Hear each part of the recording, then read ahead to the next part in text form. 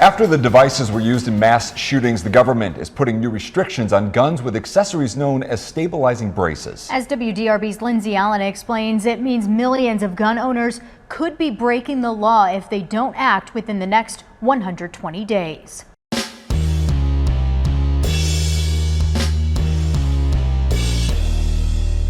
How's everybody doing? My name is Anthony Brian Logan. In today's episode of Government Overreach, Perpetual Government Overreach, we got to talk about the ATF coming up with a brand new rule that could affect you as a lawful gun owner. Basically, if you have a pistol with a stabilizing brace on the back, you need to now register that with the federales, or there could be some legal problems. Now, there's a lot more that goes into it. There's money involved. There's all kind of stuff. But before I go down the rabbit hole, let's roll this news clip. And of course, all clips will be in the description so you can see them without my commentary. But let's go ahead and roll it. Were used in mass shootings, the government is putting new restrictions on guns with accessories known as stabilizing braces. As WDRB's Lindsay Allen explains, it means millions of gun owners could be breaking the law if they don't act within the next 120 days. And this is the particular gun we're talking about. It's a pistol with a stabilizing brace, but come next week, it's going to be called something different and subject to new rules. This accessory is what they're calling a stabilizer. It's those new rules Crestwood Gun Range CEO Barry Laws is trying to inform his customers about, even putting it on a sign at the entrance to his store. So you're going to have millions of people becoming essentially criminals for not complying. On Friday, the ATF finalized a new regulation which will reclassify guns with stabilizing accessories as short-barreled rifles, not pistols. Pause right there. Now, at one point, the ATF said, hey, man, if you have a stabilizing brace on the back of your pistol, you're totally fine. It's not an SBR. It's all good. And they might explain what that is, but I just want to kind of pause in the action for a brief moment. Now, this is what a stabilizing brace does, okay? A pistol, according to the federales, is designed to be shot with one hand, or basically like one hand, but maybe you have another hand on the front of your hand for stabilization, but you're not supposed to be having it like this. So they are going to try to say people are using the stabilizing brace as a stock to shoulder. So therefore, this pistol, which is obviously shorter than a 16-inch barrel, now becomes an SBR, and the SBR is already in kind of legally murky territory. That is the whole thing that's going on here. Let's continue with the article to see what's going on, or the video, pardon me. That means these guns will require a federal license to own. Owners have a few options. They can register the guns, remove the stabilizing brace, or surrender the gun to the ATF. The rule goes into effect once it's published in the Federal Register, which is expected to happen sometime next week. The Department of Justice is giving owners the next 120 days to comply. I was just on the ATF site today to see what I would have to go through to turn my pistol into a rifle. And it was very convoluted and very difficult. And that's for somebody that's in the industry. But Laws is skeptical how many people will actually do so. I can see a lot of people getting, even if they want to, getting into it and just going, no, I'm not going to do this. The change is part of the gun strategy President Biden announced in 2021 in response to the mass shooting at a Colorado grocery store where 10 were killed. The gunman used a stabilizing brace. A stabilizing brace was also used by the gunman in the Dayton, Ohio mass shooting in 2019. Now, the question is, did they use it as a stabilizing brace or was it used as a stock? Because I think the main thing they're concerned about is people shouldering it. That's the point. You see, if you shoulder it, that's when the actual legal problem comes in. That's when it's considered a short barrel rifle. And if I'm wrong about that, let me know in the comments below. If they're using it as a stabilizing brace, putting it on their arm, or some of the things don't have an actual attachment to go inside, you could just kind of rest it up against your arm. It's not meant to be shouldered because it's not very comfortable. It's kind of a blade type thing. Some of them don't even have any kind of stock. It's like a little butt end. Maybe I'll show that a little bit later. But the question is, did they use it as a stabilizing brace or as a stock? You see, they're not talking about that part. They're not getting to the nitty gritty of the whole situation. Let's keep on going. That left 9 people dead. Gun rights advocates are criticizing the move, the NRA tweeting, quote, "Joe Biden is an enemy of our Second Amendment," while others are praising it. The group Everytown for Gun Safety thanking the president, saying, quote, "For too long, the gun industry has exploited the arm brace loophole." See what I'm saying? That's what they're talking about right there, is using it as a stock. They're not talking about using it as intended. You see, that's the whole thing that they're not really trying to address. If you own this type of gun or you're thinking about buying one, gun shop owners ask that you reach out to them so they can help you navigate the process of getting it registered. With photographer Chad Kentliner, So that's the whole thing. Now, of course, that article, that video will be in the description, but I want to kind of get through a few more things here. Okay. Maybe they'll show it in this article. Actually, you already seen this one. This is a pistol with a brace on it. It's not a rifle, but since the feds passed this new rule, this is considered a short barrel rifle, and typically you can't have that unless you go through the feds and get a license for it. If I'm not mistaken, then that's a whole big process you got to go through. People are going to either refuse to comply with the order, or they'll just remove the stock completely and use it as a pistol, like without the brace. I don't want to call it a stock because I don't want to start using their words. Okay. Now, this right here is a regular, I guess you would say like an AR-15 carbine, 16-inch barrel. This is a rifle. Okay.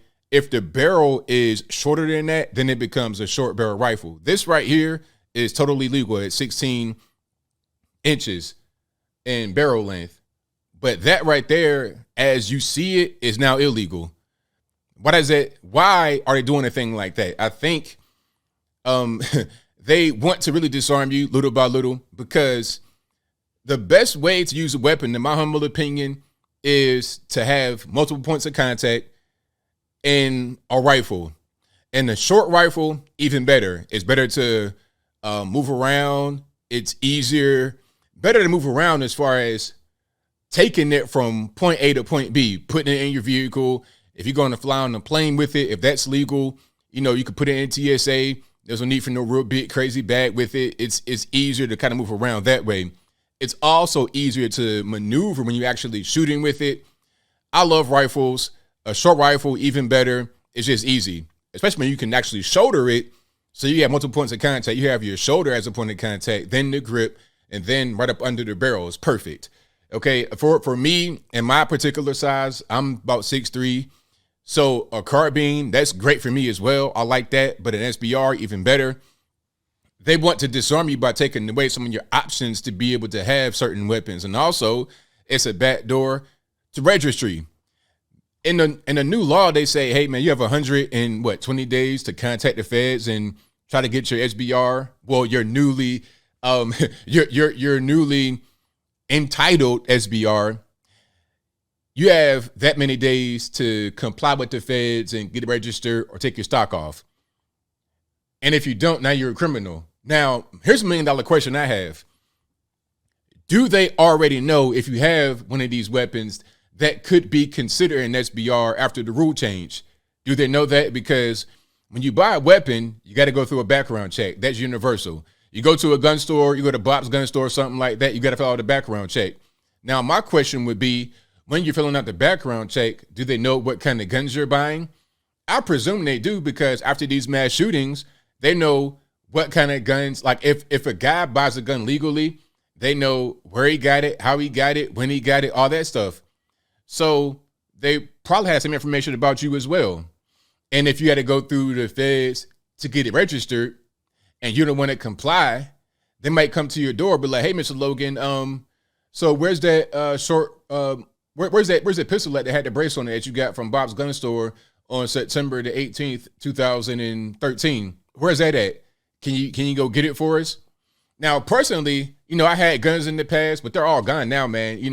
I was out on the Tennessee River having a good old time. We just showing our guns off, boys being boys. And all of a sudden, a strong gust of winds came. It was a crazy storm. The boat capsized. I escaped with my life, as did my shipmates, but the boats went straight to the bottom. So unless you went to Gorge, Tennessee River, good luck finding that. I don't have any guns anymore. But at a certain point in time, I have seen a pistol that looked like it could be an SBR in the eyes of the feds. And to me, it just made sense. But now they want to try to make you, as a law-abiding citizen, become a criminal. But They're not going to do that for the guys out here with these Glock 19s with the switches on the back, okay, that makes their Glocks fully automatic. You got these young boys, as I close, you got these young boys with Glock 45, Glock 19s, with switches, 100-round drums. These guys are out here just, it's like gangland, it's warfare, all that going on. But when you go to their houses and say, hey, we realize you bought this switch from Bob's gun store and also the Glock 19 and also the 100-round magazine with the ammunition you got from Mexico, China, wherever. We know you have that. You want to hand that over? They're not going to do that. They're not going to do anything with these guys until they commit a bunch of murders, maybe, and then they get them on some kind of indictment and get them a slap on the wrist as a result. But you, as a law-abiding gun owner, you might not even shoot your guns. You might be a collector, but because you have a thing that could be considered an SBR, they want to come harass you. This is ridiculous. It's dumb. It's just an attack on law-abiding Americans as per usual, while the criminals get slaps on the wrist at best. But I think I'll leave that right there for now. And what say you? How do you feel about the ATF's new rule about the short barrel rifle versus pistol and the stock versus the brace? Whatever your thoughts are, let me know in the comments below. You guys know where I'm at. This is a ridiculous rule. It should not be on the books, but I'm not surprised that they have done a thing like this. There's more gun control that doesn't work. Well, I'll tell you what, gun control does work for the average normie who won't commit crime, who's just out there walking, working every day, trying to feed themselves and their children. But for the criminal, it does nothing. All it does is embolden them because they keep getting better, more and more, better and better firepower, firearms, while you, the citizen, have fewer options to defend yourself. So it emboldens the criminals and it hurts those of us who don't commit any kind of crime at all ever in our lives. Typical, but whatever your thoughts are, please let me know in the comments below. And that's all I got to say for this video. If you like what you heard, please comment, rate, share, and subscribe. Peace.